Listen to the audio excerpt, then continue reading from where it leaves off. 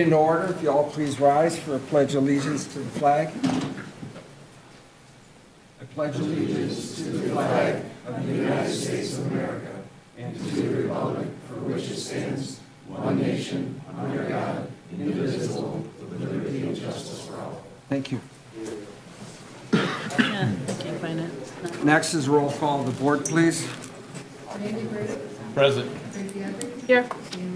Here. Here. Yes. Here. The supervisor is not present at tonight's meeting. Therefore, obviously, he can't run the meeting. The board is now charged with selecting a person to run the meeting. And I'd make a motion for Trish to run the meeting. Second. I guess I'm running the meeting tonight.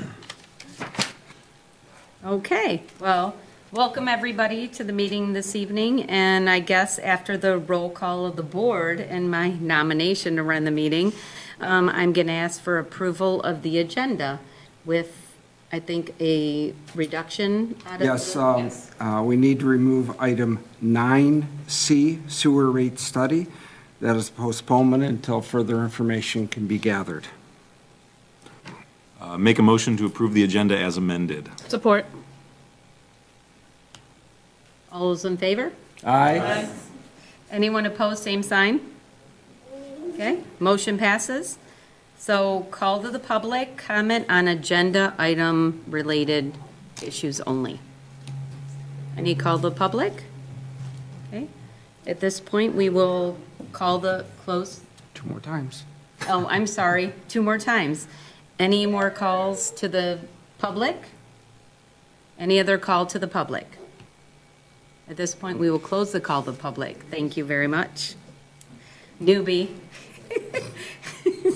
So we will go on to the next, which is the consent agenda, which is the approval of the April 2nd, 2025 regular board meeting minutes and the approval of the submitted bills list at $98.10. I'd make a motion. Have to do ayes or anything like that? I don't think so. All right, so we have some awards to give out. Have to do ayes or anything like that? I don't think so. All right, so we have some awards to give out. One is for a incident that happened at Legacy. It was a negligent discharge of a firearm where we had several officers who basically ran into a kind of an intense situation with gunshots being heard and ended up having to kind of help the guy who shot himself in the buttocks. So they all did a great job. They handled themselves professionally and all that stuff. The incident happened on a May 31st, 2024 at Legacy. Reports of a loud boom later discovered to be a gunshot in the field house. A subject walking through the building and carrying a firearm in their waistband, not in a holster. The subject adjusted their pants and caused the firearm to discharge into the upper right thigh area. Bystanders reported the subject exiting the building and walking to a vehicle in the parking lot. Officer Vasiloff located the subject and quickly began providing medical life-saving efforts. Officer Vasiloff located the gunshot wound location and applied a tourniquet to the subject's upper right thigh, which then stopped the bleeding. Officer Evans assisted Officer Vasiloff and began cutting off the man's pants and helped medical responders. Officer Lyons, Officer Beatty, Officer Papalexis, Sergeant Besso also assisted on scene. Officer Lyons later located and secured the firearm. Officer Beatty and Papalexis began interviewing witnesses and handling bystanders, which there was a volleyball tournament going on, of course, on scene, and Sergeant Besso began interviewing the injured subject and gathering additional information to direct responding personnel. So with that, it's here now. I didn't see you walk in. Let's go. So the first one goes to Officer Vasiloff, who came up and was the first one on scene and handled it.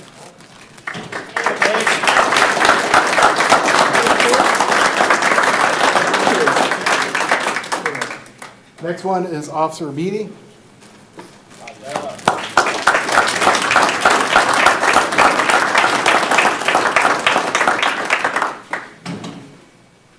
Next one is Sergeant Bessel.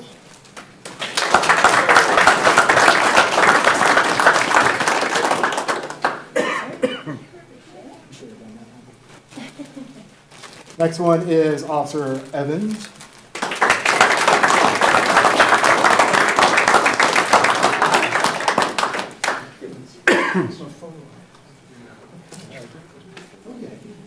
Next one is Officer Lyons.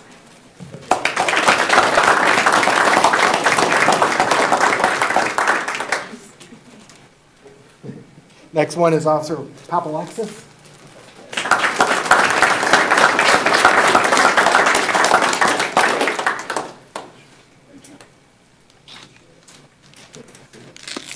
And then we also have Cadet Miles Teachworth, who is not here yet. He's actually in the academy, and he also assisted on scene with basically standing there and looking like a cadet. So he also did a fantastic job, even though he's not here.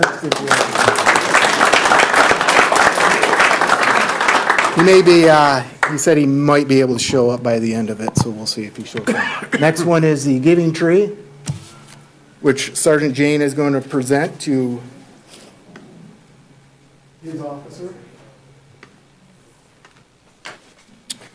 Good afternoon, thank you for your time. I'd first like to congratulate Officer Evans on 10 years of service with the Green Oak Police Department as of a few weeks ago.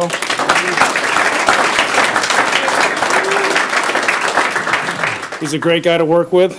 Every year, Officer Evans puts together the Giving Tree program. It's a very well-received and much-anticipated program that the community really likes to see, and we get a lot of nominations. And every year, we're lucky to have him spearhead that operation for us. So it is my pleasure to give the Community Service Award to Andrew Evans for the Giving Tree.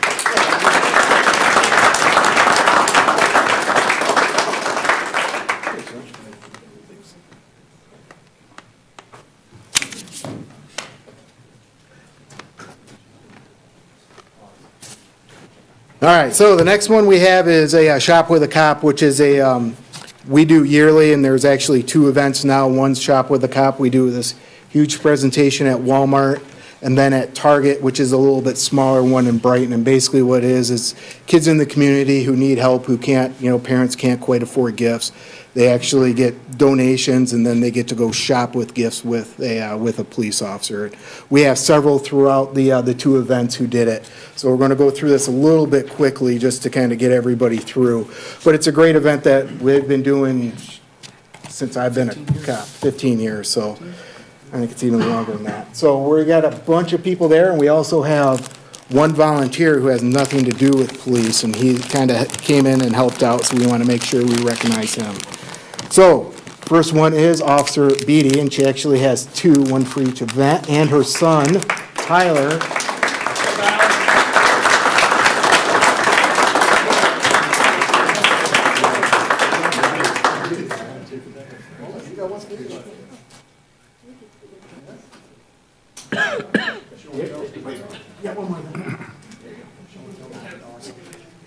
Show and tell. Sergeant Besso.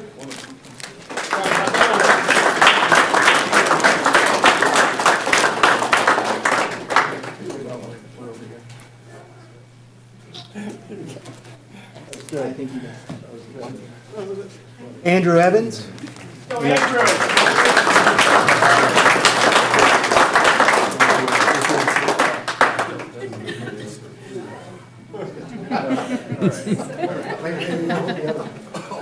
Wait, hold up the curtain.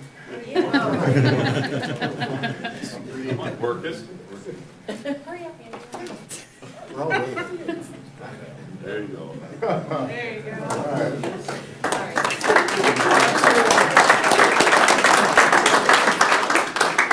Next, we have Officer Lyons.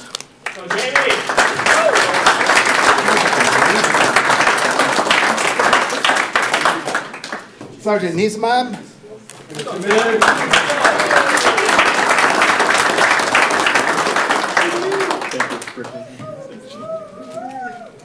Officer Papalexis.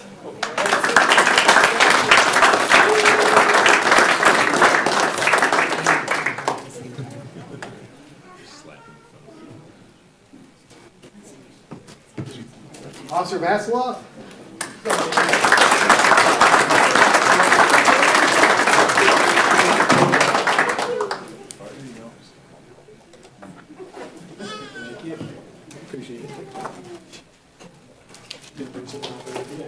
All right, so next we have a life-saving award, which Sergeant Nieselbaum's going to present to his officer.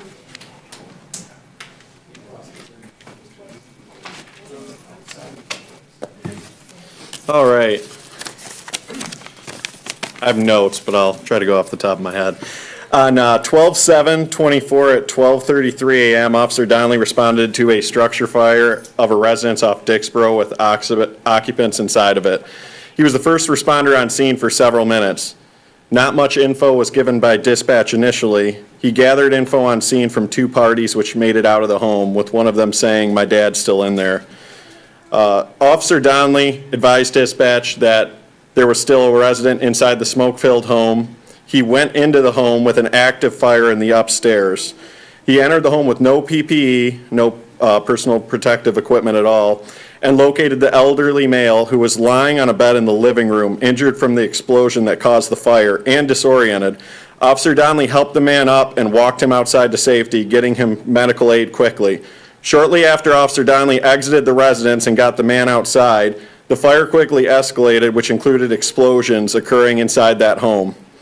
I believe Officer Donnelly's split-second decision saved the elderly man's life that night. This is one of the many examples of why Officer Donnelly is such a valued member of the Green Oak Police Department and the community. Officer Donnelly?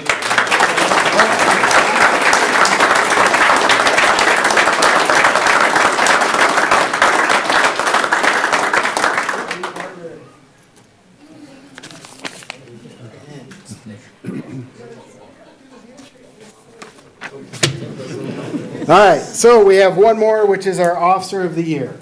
So we always try to do something special that's to the officer, as you guys have noticed in the past, and we try not to do just a normal plaque. So this year, Officer of the Year is Sergeant Brittany Besso. So Sergeant Besso is a graduate of Brighton High School. She started her law enforcement career as a police cadet with the City of South Lyon back in 2009. She worked there until 2011. During this time, she also attained her bachelor's degree from Eastern Michigan University with a 4.0 grade point average, humble brag, if you will. Sergeant Besso was then hired by the city of Detroit, where she attended their academy in November of 2014. October 8, 2015, she started her career here at Green Oak Township Police Department. So what we did this year is we actually asked for nominees from other officers and sergeants and command staff and even our admin assistants of who you thought it would be. And her fellow Sergeant Alicia Montez stated, she leads the department training to include a mid-year change required by the state, all while organizing a multi-jurisdictional training course for EVO, Emergency Vehicle Operations, at the GM Proving Grounds. She has been a great partner in the accreditation process. Undoubtedly, without her partnership, we wouldn't be nearing completion. Her work ethic is strong, and she doesn't dwell when situations that change suddenly or frequently that causes her to have to reorientate. Officer Beatty, last year's Officer of the Year, humble brag, stated, throughout my career I have worked with and for many sergeants. I have worked for and with some sergeants that have been a perfect example of how not to act, treat others, or lead. Sergeant Besso is the complete opposite. She leads by a great example, is hardworking, dedicated, fair, trusted, and allows her officers to do their job. Even with overwhelming administrative duties she has been tasked with, Sergeant Besso still finds time to patrol, take calls for service, and have fun with her team. She is dependable in every regard. Sergeant Besso has done a fantastic and renewed job as a patrol sergeant, head of the evidence tech team, and is a training sergeant. Everything she does is well thought out, organized, and easy to follow. Thank you very much, Sergeant Besso.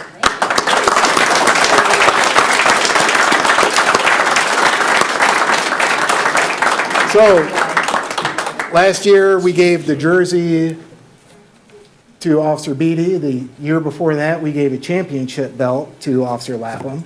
So Sergeant Besso happens to be a gigantic Lions fan. So we had a custom Lions helmet made for her.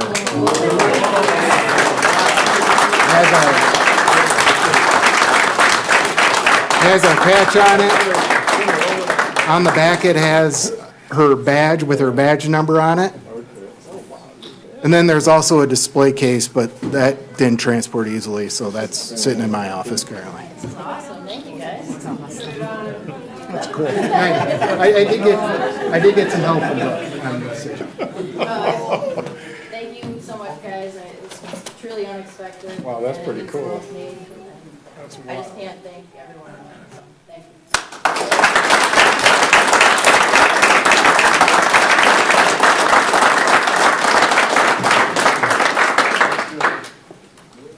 And that includes the awards. So we'll get out of here, then we'll come back and get to the annual break. report if you guys are good. We're gonna take a 5-minute break, so anybody that wants to go outside, you guys, any of the, audience wants to leave, go take pictures. We're gonna take a 5-minute break, and then we'll resume the meeting. Awesome, thank you. Okay, thank you. Where's that far? Is that guy gonna be on it?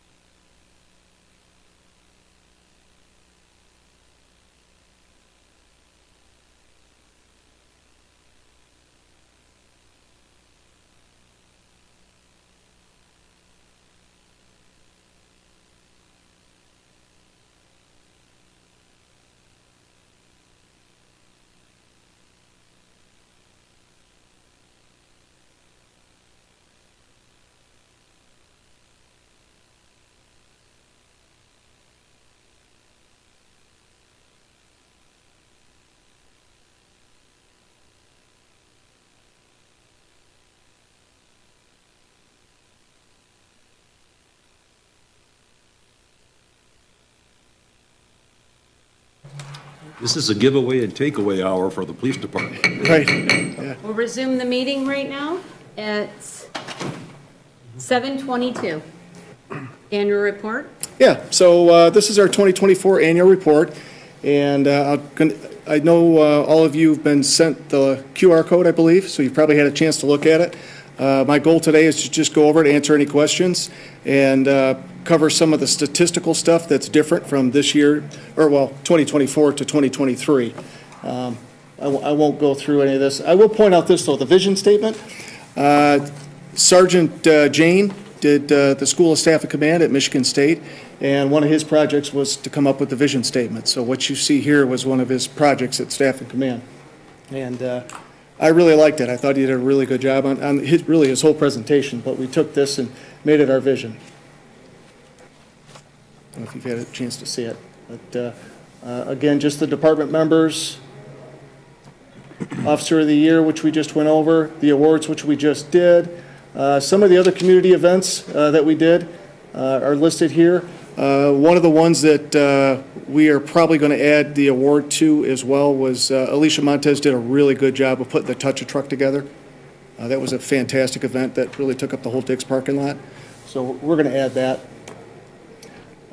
Staffing report. So the difference here is obviously you see two officers working per shift in the top right, 100%. A couple of years ago, that wasn't the case. There was several times where there was one officer working on a shift. So we have made a steadfast rule where that doesn't happen anymore.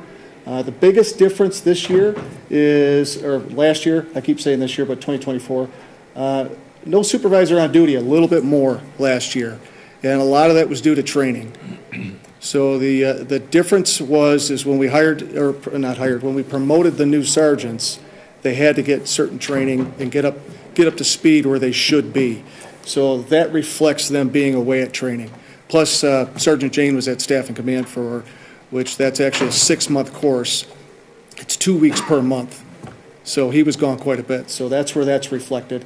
And you'll probably see the same roughly percentage this year as well for 2025 because Sergeant Montez is in Staff and Command right now.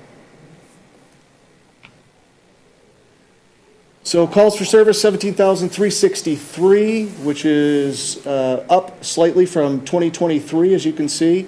We have the 911 dispatch calls and then the self-initiated. As we hire more people, we expect the self-initiated calls to go up. That's officers just being out on patrol. They're going to find more stuff as they're out. So you'll see the calls for service go up as we hire more people. The response time, as you notice too, is we've got more officers out on the street. And we have the sergeants that are out on the street. You can see in 2023, 2022, it was pretty high. 2024, it's dropped down to right around 4 minutes. So once we get the new officers that we hire, eventually when we hire them, I expect that's probably going to drop down into the low threes. Getting anywhere past 3 is probably going to be impossible, just by schematics or geographic area-wise. Calls for service by the hour of the day, it's very similar to what we've seen for every other year throughout history. It's usually later in the day when people come home from work, they find stuff or things happen once they get home. Things usually happen a little bit later in the day. By week, this one changes. I've seen different graphs. This one changes every year. It's sometimes just hard to know what day it is. Usually Sunday is an easy day though, and Monday is usually a busier day. Incident reports written, you can see that we've kind of leveled out just a little bit. If you look down at the bottom, we have field contacts. On the bottom right, the light blue one going up, those are field contacts. That's anytime an officer has contact with a person, we have to take their name. So you can tell that we're having more contacts, which means either more traffic stops, more calls for service, suspicious people, this, that, the other, it adds up. So we're definitely starting to get more. Cases set for prosecution, this is probably the biggest change. If you notice the mustard color on the far right there, that is misdemeanor cases in 2024 compared to 2023. We're just about double. So it's a big difference. Felony cases are up slightly, but the misdemeanor cases, that was a substantial jump. Same thing here for arrests. You can see our arrest, it's just going up, up, up, up, up. As population changes, things change, but we had a pretty substantial jump last year for arrests. Use of force, our numbers are very low. Injuries is .001. You probably get struck by lightning before you get hurt here, is basically what that's saying. Rest by days a week, Wednesday, for some reason, middle of the week, don't know why. That's just the day. That's, I've noticed kids. You would think it'd be like a Saturday night or a Friday night. On their way home from the Usually board. Thursdays. Yeah, it's Wednesday. Wow. So, rest by the hour, that's pretty normal there. Criminal stats, I won't bore you with all of those. There we go. So year in review, obviously, we've had a lot of crashes. We've done a lot more community policing. We've been into the schools, that's Jamie. We did the March reading as well. Obviously, the construction, we've been dealing with that. Traffic accidents, though, however, were down last year. So we had 506 compared to 623. Those are just property damage crashes. Now you can see the reddish color on the right there. Those are the personal injury ones, so that stays about the same.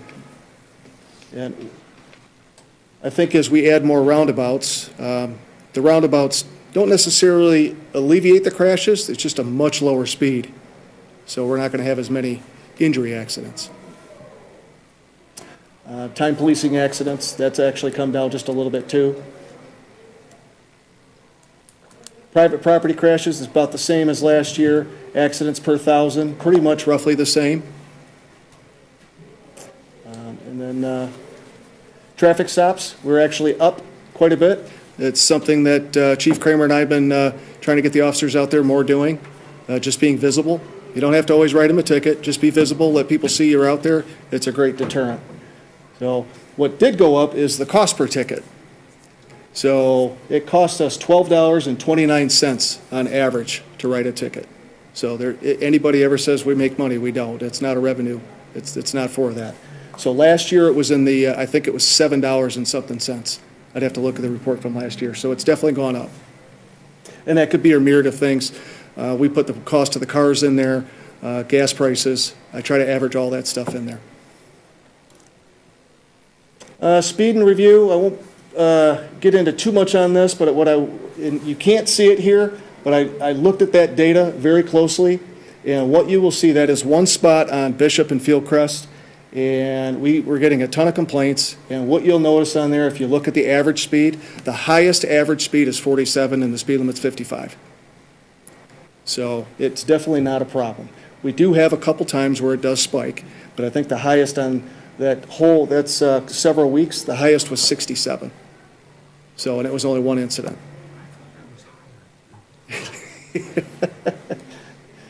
That's where we've been putting the radar deployments.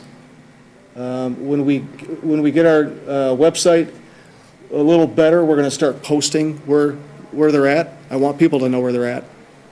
So, Detective Bureau. He actually has taken a few less cases this year, but he's done a lot more. He's doing more search warrants, as you can see.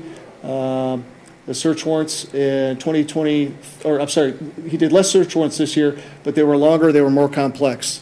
The misdemeanors and then the felonies.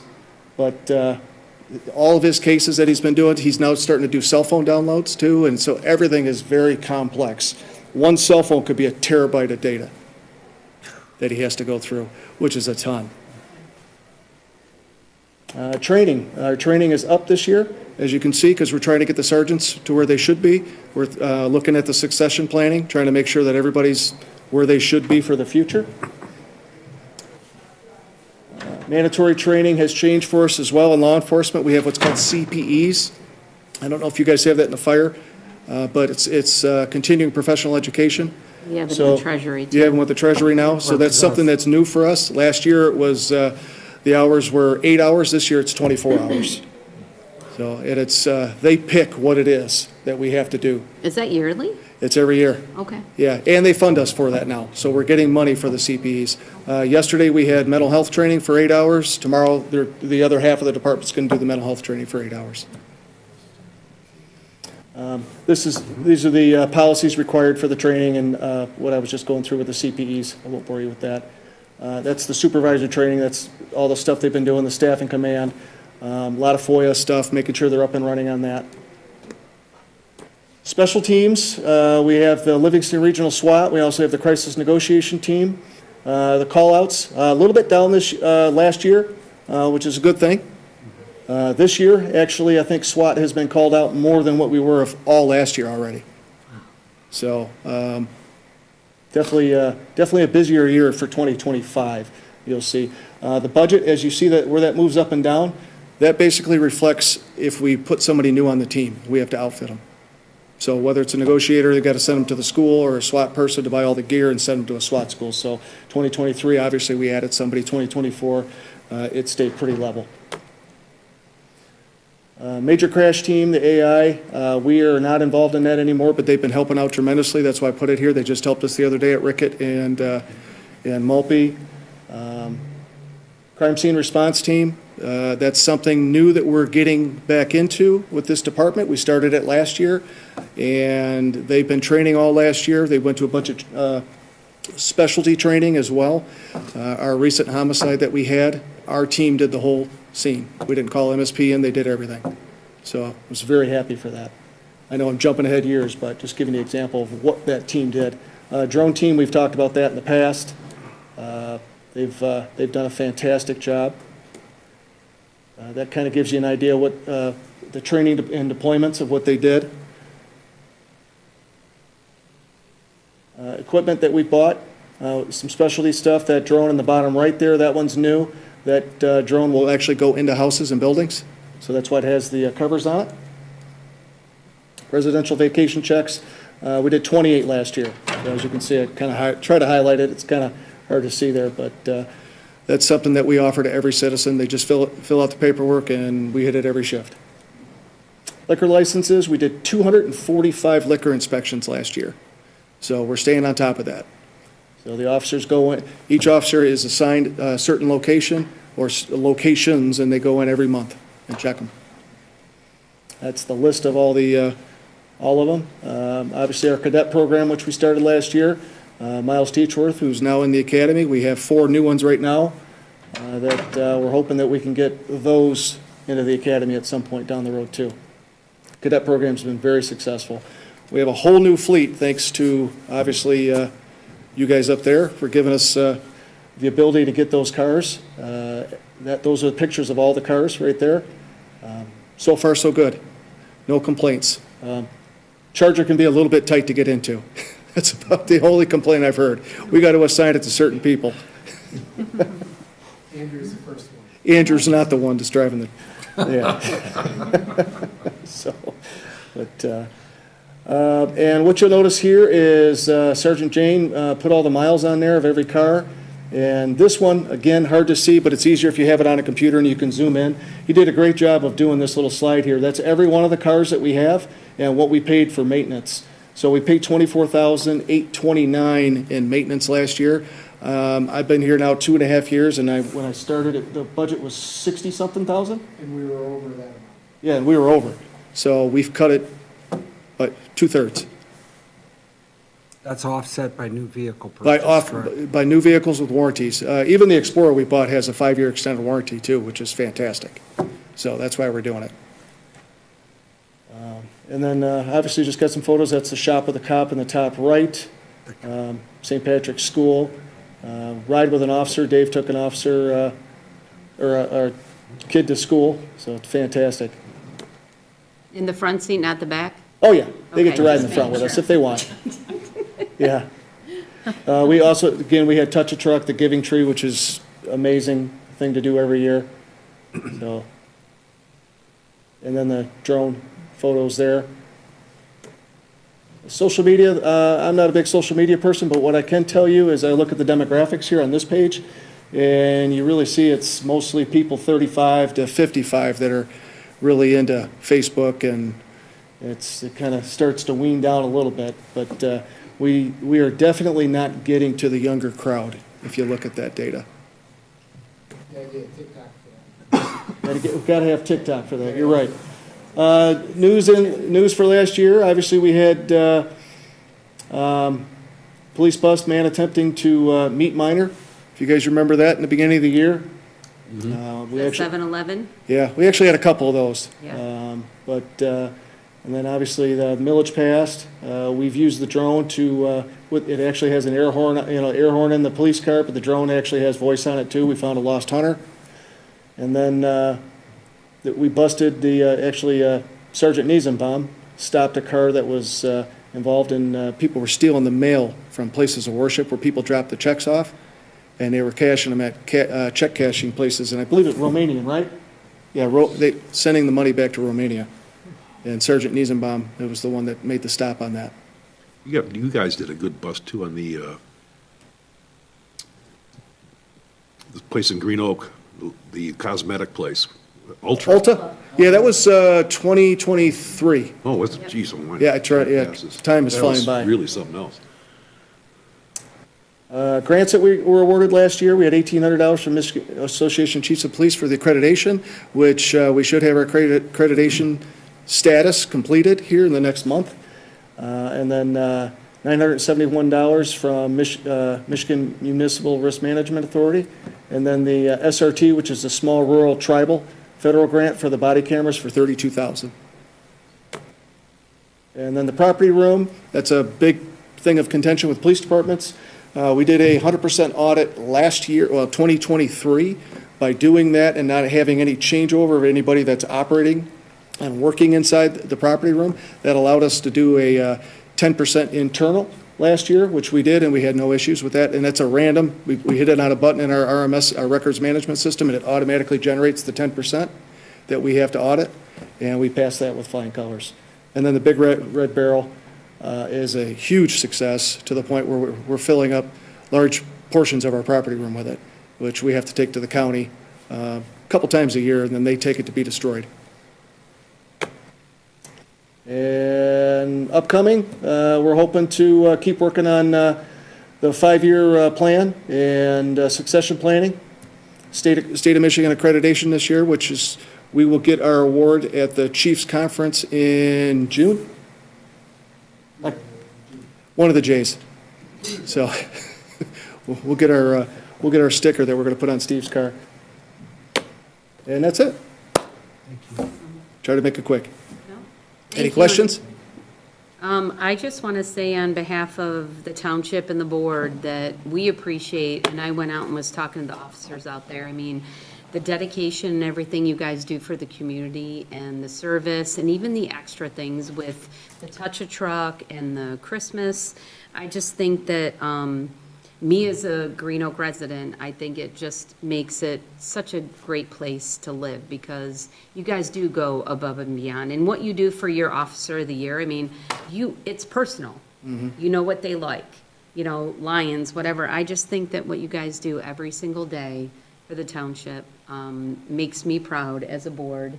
And I'm sure if anybody else wants to say anything, I think that I want to thank you as well for everything that you guys do because, and I wish I could have said that before I called the meeting to, a break, but I went out and said that to him because Yeah, no, thank you. Appreciate it. In this right here, gonna share it on the Green Oak page and on the township page to let people see everything that you guys do throughout the year because when they say, what do we get for our services, this is what you get right here. So why we do it. Thank you from the bottom of my heart, and I'm sure if anybody else has something else to say. Thanks. Thank you. Great report. Yes. Thanks. Yes. I don't know how to shut that off, though. It's okay, it's off, I think. All right, so thank you for all of the police department annual report, the officer of the year, and the awards presentation. So we will now go on to the next report will be the clerk's department. We finally got a release for the November 2024 election to where we can properly store the ballots for the next 4 years and 22 months, and release all the other information that we have been keeping that in case we had another audit. We were audited, and we passed it with flying colors. That's great. That's it? That's it, that's all? Okay. I'm sorry, Chief, did you have anything else to add other than your annual report for your department head report? You're good? Okay, okay. I just wanted to make sure. Treasurers, just that we're just moving along again, just kind of our lull period and things. Ramping up for, the audit prep, the closing out of the fiscal year with Mike's department, and Woodhill Group. So we're working closely with all of that. I will tell you that Mike got me involved in SEMCOG in the last couple months, and I actually went to the meeting this past Monday. And I have to tell you, for the Southeast Michigan Council of Governments, the things that they offer, and Randy went to as well, one of the trustees, and we took in a lot of information, and it was called 101. So it was like this really fast, like throwing everything into a really quick jar of 2 hours of everything that this organization does. And between the grants and the Safe Street that I just put out in the lobby with all the stuff for biking and pedestrian and driving, because I know we've had a lot of people and a lot of accidents lately that people need to learn how to drive safe. And I think even the water and the projects and the different things are going to be up and coming. I could go on and on. It's 2 hours of everything that I brought into my brain. But if any of the other trustees want to get involved or go to meetings, I highly recommend it, or any of the staff or chiefs or anything of the different departments. I just really think it's a really great organization to, be a part of. And I want to thank Mike for, really, after a year, he's like, come on, get in there. And I'm very happy. And like I said, Randy and I made some really good networking people, and met a lot of it was for newly elected officials. So it was great to meet new people that are in the same roles that we are. So Randy, if you want to say anything, but I was impressed with the organization itself. I was pleasantly surprised at what all SEMCOG does. And, then we do this, and we do this, and we have this available, and you can contact us for this item or that item. So there's definitely a wealth, and their website and all the information you can look up. It's definitely beneficial to go to and see, because it's things that we can use for our community, that we can get assistance from for our community. So it's only a benefit. So I highly recommend it. The biggest thing was the roads and the different things that are going on in the whole state, even southeastern Michigan, is that you can reach out to the different people by going on their website, clicking on their links, even traffic studies that they've done in the area. Like, that people want to say, well, we're mad about the roundabouts. Okay, well, it's MDOT. Here's where you can go to, and you can reach out to the road commission and MDOT and anybody that's involved in it. So I think it's a good resource to let our residents know that you can just literally go on their website, click on a link, and get more information, and then know who you have to contact, if not your local officials here, but beyond that reach of what we can't do. So, yep. I agree 100%. Yes. So Did we put a link to that website on our not yet. website? We're gonna work on it. I'm gonna work with Cynthia probably tomorrow and ask her to put a SEMCOG link on there for them to say if residents want to know more about the different projects in the community, or if you have a problem with the roads, construction. We just have to figure out how to make it look nice enough that people are actually like, oh, I'm gonna click on it and wanna read about it. So, Excellent. yep.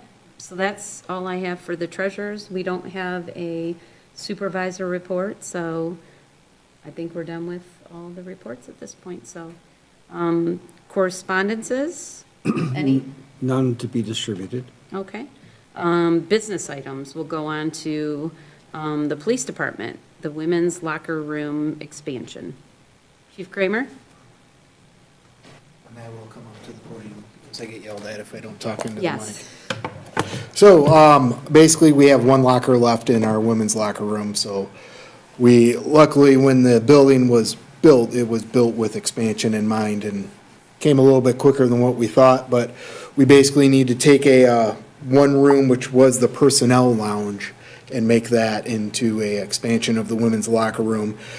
The total cost is $23,185.50. That includes the lockers, basically taking down a brick wall, adding a brick wall where a door is, and then doing some electrical work within the new source. The lockers are going to be exactly what we have now, so it's going to match what we have.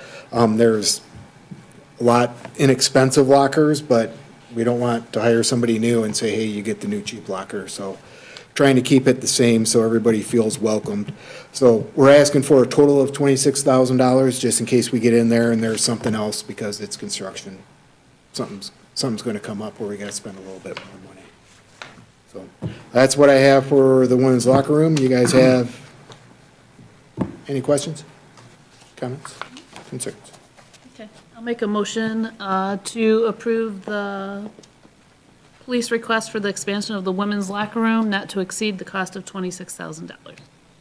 Second. So we have a motion and a second, and within budget, Oh, I'm sorry, yes, it's within Yes. budget and was budgeted for in this upcoming budget. so Thank you. roll call, please. Yes. Yes. Yes. Yes. Yes. Yes. Okay, motion passes. I'm going to stay here for the next one. Yep, you're up. So I was going to have Sergeant Montez do this because she's the one who did all the work and put everything together. So our Taser 7s, which I don't know if you guys noticed, the yellow-handled things on the opposite side of the guns on most people, that's our Taser, which we don't use a lot of, but when we do use it, it's a very useful tool. So we get a 5-year contract through Axon, which also does our camera system. Our contract is up, and basically, we got to renew our contract, which the old ones are out of warranty and they're out of manufacturer specs. So if anything happens, we're liable for it. So, of course, they recommend we get new ones. So that's where we're at with this. And it's a Taser 10, and it's a new product. It's kind of unique. It's a little bit different. In the past, you used to have a Taser. You'd shoot it and 2 prongs would come out and you hope they got the proper distance for it to come into effect. This one actually has 10 cartridges and they shoot individually.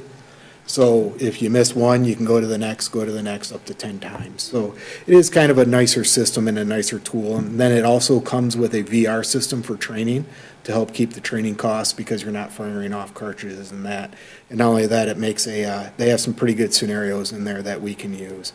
So it is a 5-year contract, and it is a, interest-free loan, basically. We talked about paying it all up front, but we might as well make the interest instead of a Axon on it. So a year, it's just under 12,000, or total, it's just under 60, and it is a budgeted for out of department operation equipment. And then we also ask that you allow me to sign the contract, so that way I don't have to bother you guys, but if you want me to bother you, I most certainly will. It should come over here to be signed. Just curious, what do you do with the old ones? So there's a couple things we can do with them. The old ones, either one, we can trade them in, and they give us a little bit of money left. I want to say they give us $200 per handle is what they call them. Or we can sell them to a company that buys them, and they give us $400. Or we can also give them to departments that need this equipment that can't afford it, or we can also sell it to those departments that we can't afford it. So usually we try to keep it local within county, and we always put out that email like, hey, does anybody need this equipment, before we trade them in and kind of get rid of them that way. So any discussion? Chief, they probably should come over here to be signed. Right. That's not an issue. That's We fine. can get them done right away. Yeah. So if we can get a motion to accept the cost for it, then I would just say that the motion needs to state that it just needs to be a signature for Mike or Mark to sign here at the township. But if we approve it now, it won't have to come back to the board, correct? Correct. Yes, yes. Chief, I have one question. Yes, sir. Are you applying to MMRMA for a grant? Because they're handing out grants for tasers. We applied like for candy. it. But unfortunately, with MMRMA, the majority of their grants are after we purchase. So we could possibly get money back. So it's just kind of we put in for it, and if we get it, great. If we don't, we're budgeted for it. They will so. do post-purchase grants. Yeah, yeah, that's from the majority of the stuff we've been putting in, it's always after the fact. You buy it, and then they'll reimburse you for a portion of it. So, Okay. and I think we already put in for it. Yeah, that'll come up in they meet every 4 months, the membership committee. I'm generally at those meetings, so. Yeah, we put in for that, reimbursement for our additional body cams and in-car camera. So, Perfect. and then a couple other things, so. Excellent. Officer Lyon does our grants, and she does a fantastic job. Any other discussion? If not, I entertain a motion. I'll make a motion to approve contract with Axion Taser 10 to include 7 tasers and 16 officer certificates, instruction training and VR training, a module cost a total of $59,795.40, spread over a 5-year contract equaling $11,959.08 per year with 0 interest. To be signed. Support Be signed by, with a friendly amendment to have the supervisor and clerk sign the contract. Yes. Support, Mike? Okay. And we'll do a roll call? Yes. Yes. Yes. yes. Yes. Yes. Okay. Motion passes. Thank you, Chief. Thank you, and thank you guys for letting me do the awards. No, that's As you can tell, awesome. they have fun with it. And so do I. They did. All right, so next on the agenda is going to be the adoption of the ordinance 01-2025 zoning amendment, 38 ART, and I'm not sure, the IV supplementary regulation, section 38-203, event barns. So this just basically amends the zoning ordinance to allow for wedding barns or event barns. We went through it very carefully because the first proposals that came through to the planning commission were actually off of Mush Road on the dirt section there. And it just didn't provide the level of access and/or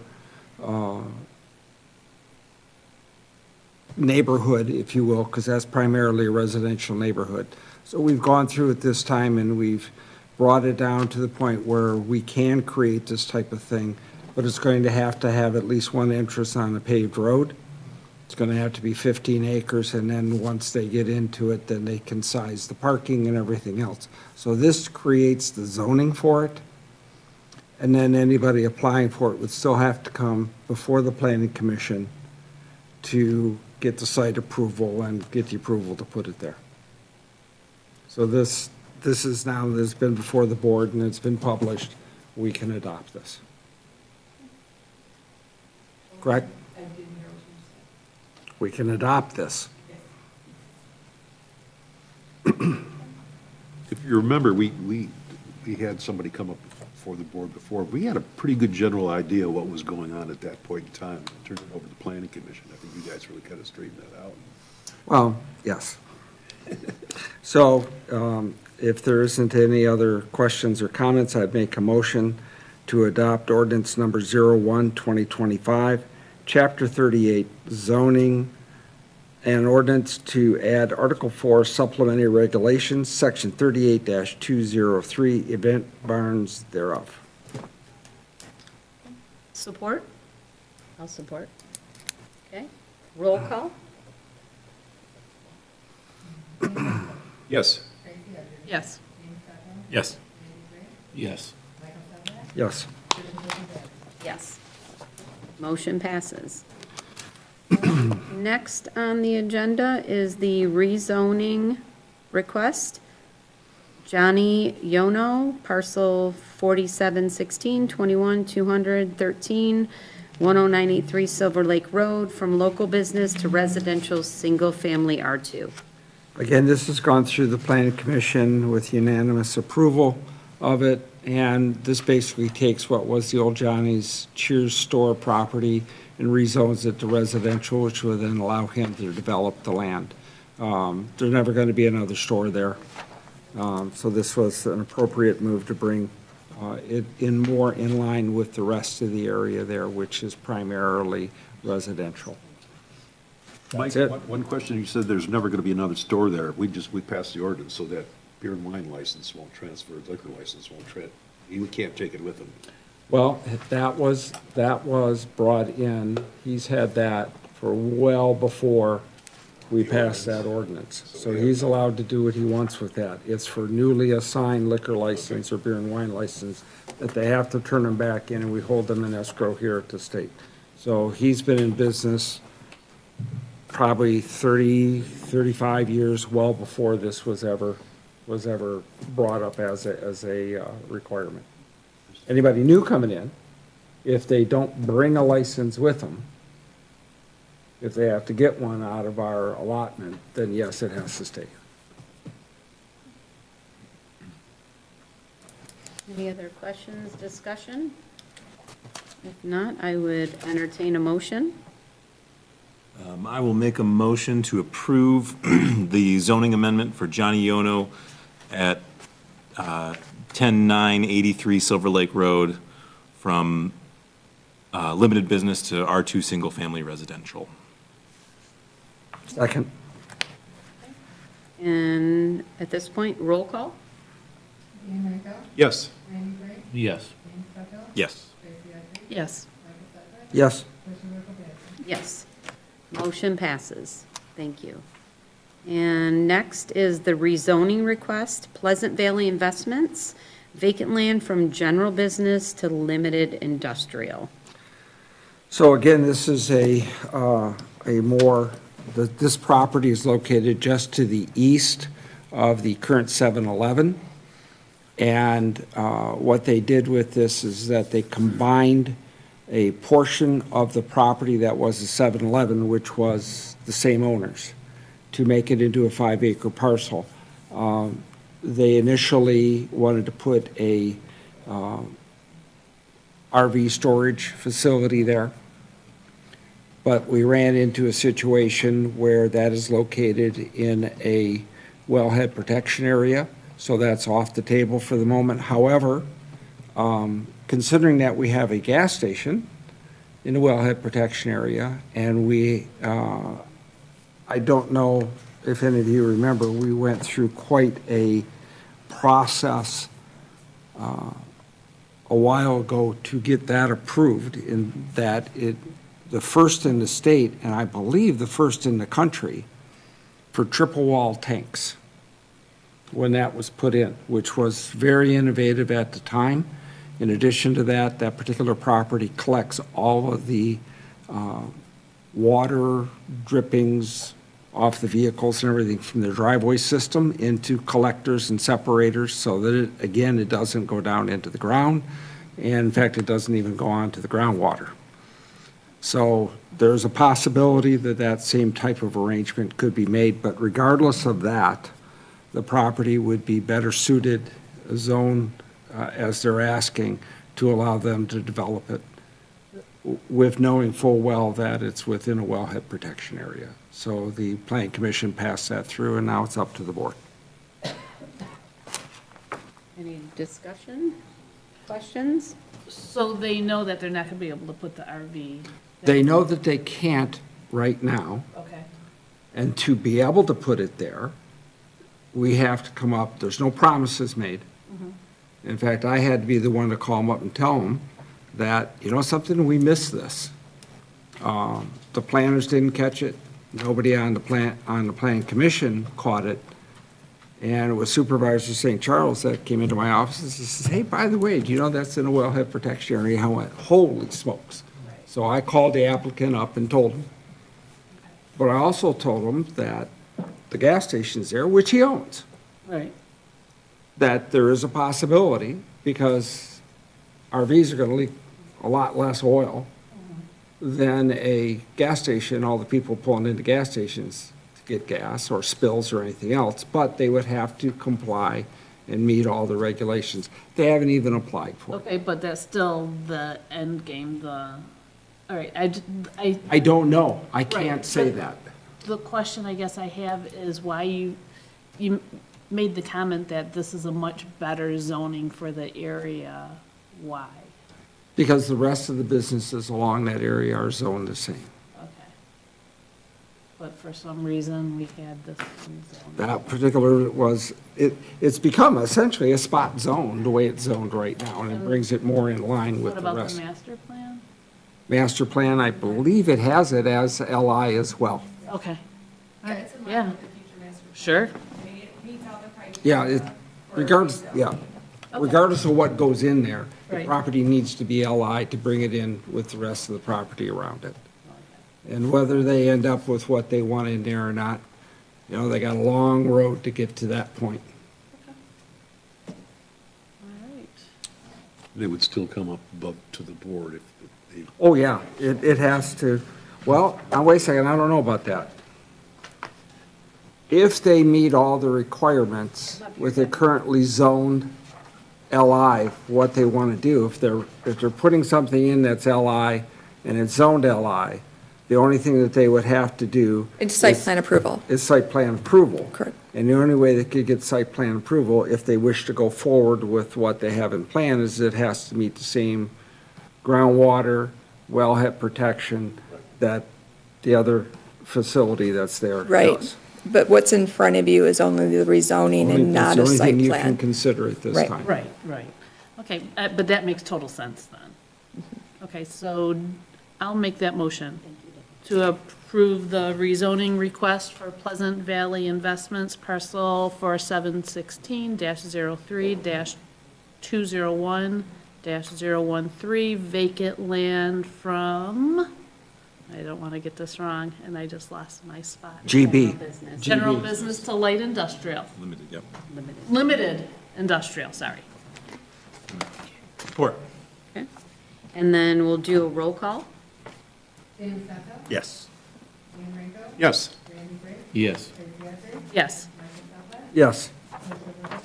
Yes. Okay, motion passes. And I just want to thank the planning and zoning and the planning commission and everybody and all the work that you guys do in regards to between all the rezonings and all the different requests. So you guys work really hard for the township, so thank you very much.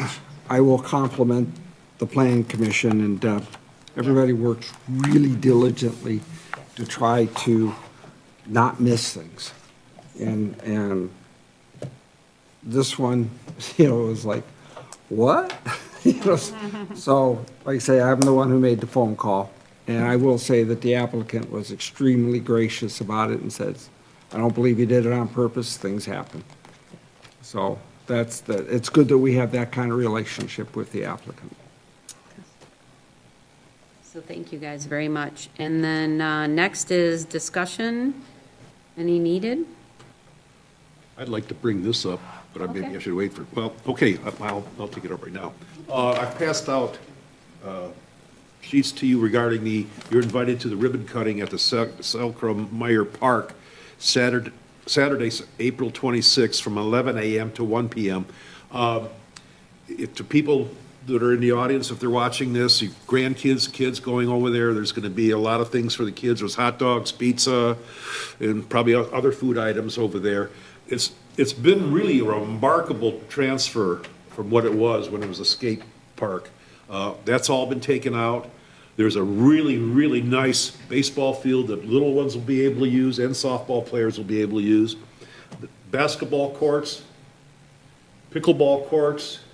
The pavilion has been added onto with a awning, and the grass over there, I wish I had it in my front lawn. It looks that good, okay? So going to be a really nice place for people to spend some time. And to top it off, this really is the only public park in Brighton. And it's run by Selkirk. So knowing the history of that, I think we can all appreciate that. Can I ask you one quick question? Are they involved with the chamber? Bright- Chamber's gonna be Greater- there, yeah, So we're gonna do, yeah, it's yeah. probably coming out on my list of ribbon cuttings Yeah, between he's the gonna be, chamber. he's gonna be Okay. there too. So I'll share that. Trying to as get well. everybody there, including the police department. Representation. I'll work on it. I will be, I know that. we'll try to get something. Okay. I'll drive a police car for you. You can ride it back. In the back like you usually do. Thank you for sharing that, and we'll get that out on the Green Oak Township page and the different things to just get it promoted with the chamber as well, It's, so. I think it's, you know the money we put into it along with the Brighton Township, and it really has worked out really well. Meyer's really happy with the two for that matter. That's awesome. Committee reports? Any committee reports? Okay. So no executive session is needed. Call the public? Anyone wish to address the call the public? 2 more times? Call the public? Anyone wish to call the public? He's missing you. Yes. And last call the public, and I will close the call the public. And adjournment? The meeting stands The adjourned. meeting stands adjourned. See? I'm learning Good things job. as I Good go job. through, so thank you, everybody. Hey, you know what?